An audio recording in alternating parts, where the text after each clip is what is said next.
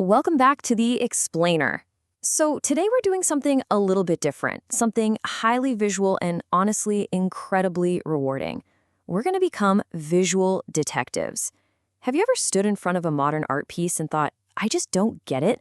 Well, you aren't alone. Today, we're going to take one specific, intensely complex abstract painting and break it down. We'll go layer by layer, color by color, until we completely decode its secrets together. It's the ultimate question, right? I mean, when there's no face, no distinct landscape, literally no bowl of fruit to anchor your understanding, how do you actually read a painting? Okay, let's dive into this.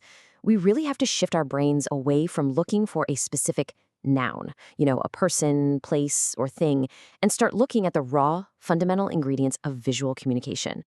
Here we go. I want you to just look at this piece for a second. Don't even try to analyze it just yet. Just absorb it. It is a massive, immediate wave of chaotic energy, isn't it? It's almost a sensory overload of aggressive strokes and crashing colors. And that overwhelming initial impact, that's actually not an accident. It is absolutely the very first thing the artist wants you to feel.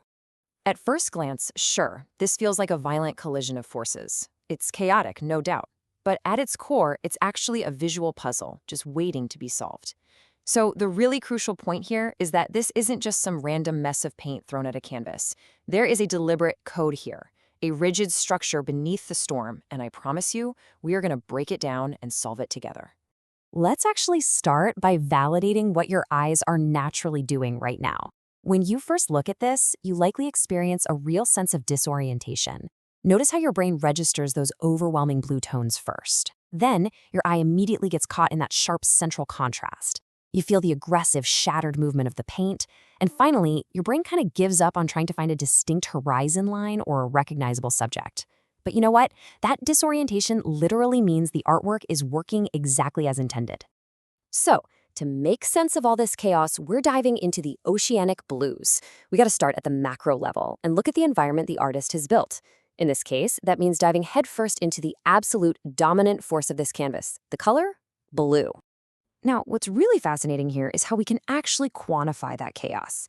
If we analyze the surface area, we can estimate that roughly 75%, 3/4 of this entire thing, is dominated by the blue spectrum. It acts as the atmosphere, the literal universe in which all the other action takes place. Only 15% is made up of those striking yellows and greens, and a mere 10% falls to the darks and neutrals. The blue is our foundation. Let's really look at those fields of blue. Try to actively guide your eye right past that bright, loud center and focus exclusively on the background. Notice the sheer variety. It is definitely not just one flat color. Up in the top left, we've got these icy, pale streaks. Down at the bottom, it drops into these incredibly deep, almost navy blue depths.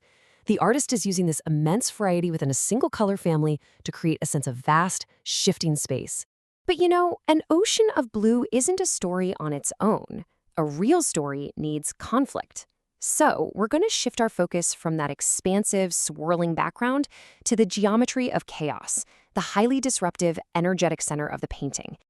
Look at the specific, hard-edged shapes interrupting things here. We're talking incredibly sharp triangles, aggressive diagonal lines that just slash across those softer blues, and overlapping geometric planes. It's almost as if a giant sheet of stained glass has been forcefully shattered right in the middle of our oceanic background.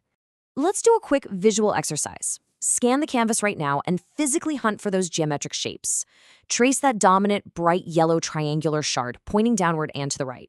See how it intersects with the green? Look at the dark, nearly black triangles piercing upward from the bottom center. These rigid shapes are essentially the anchors holding all that frantic energy in place. And this right here brilliantly illustrates the tension of the entire piece. On one hand, you have a swirling, heavily textured, deep blue background. It feels fluid, right? Like water or weather. But on the other hand, you have these flat, sharp, aggressive yellow and green angular shapes just crashing right into it. It's literally the organic colliding with the mechanical. In the art world, this collision is called juxtaposition. By placing the most vibrant, rigid yellow directly on top of the deepest, swirling navy blue, the artist creates a jarring, completely unavoidable focal point. Your eye literally cannot ignore the center of this painting because the contrast is so intense. The artist has essentially built a visual magnet. Now that we've got a handle on the colors and the shapes, let's zoom in on the micro level. starting with the scraped layers. Notice how down in the lower left and right sections, you can almost see where a tool, maybe a palette knife or even a stiff piece of cardboard, was aggressively dragged across the canvas, smearing and breaking up the paint. Then, contrast those scrapes with the thick impasto. Check out the heavy ridges and valleys in the white and light blue streaks, especially over on the right side. You can clearly see the texture. The painting is actually three-dimensional. It casts its own microscopic shadows. And yet, amidst all that heavy, thick paint, we also find exposed canvas, areas of subtraction. Look closely at some of the transitional zones where the blue meets the geometry. The paint is thinner, translucent, almost scraped away completely to reveal the raw texture of the canvas underneath. It gives the piece a sense of breathing room, showing us the actual history of the layers that were built up and then violently torn back down.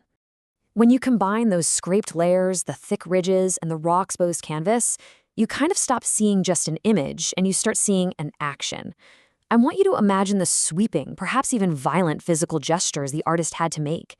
Can you feel the wrist snap required to create those jagged textures or the heavy pressure of the scrape? Take a quiet moment here. Visually trace those frantic brush strokes.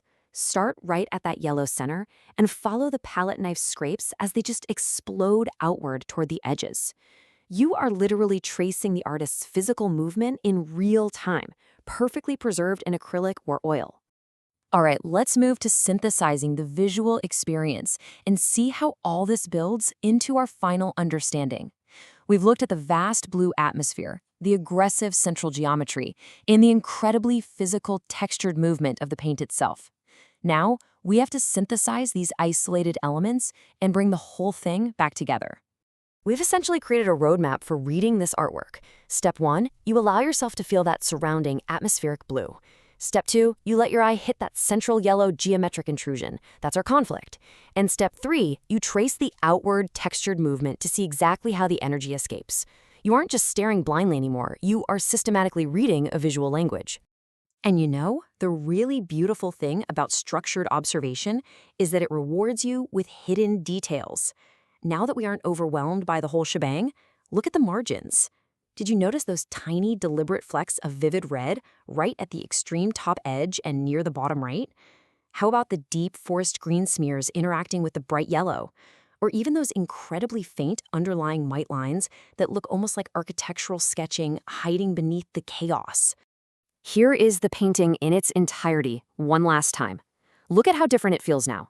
What initially hit you as pure, unadulterated chaos now possesses a recognizable, highly decipherable structure. You know exactly why your eye goes to the center. You know how the blue holds it all together. You can literally feel the physical energy of the strokes. It's no longer just a mess of paint. It's a brilliant, unified whole. So I'll leave you with this. What do you see now compared to your very first glance? You've just successfully decoded a wildly complex abstract piece. You took the overwhelming and made it understandable. The next time you're faced with something that seems entirely chaotic, whether that's on a canvas, hidden in a massive data set, or just out in the real world, remember this explainer. What hidden structures are just waiting for you to slow down, look closely, and decode them? Keep looking, keep learning, and I'll see you in the next one.